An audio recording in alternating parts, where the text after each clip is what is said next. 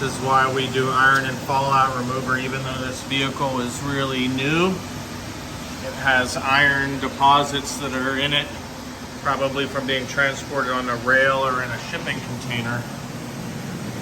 You can see the iron and fallout remover reacting with it. And we're going to use the iron and fallout remover as a clay bar lubricant. But it's got a decent amount, especially on a white vehicle, it's really obvious.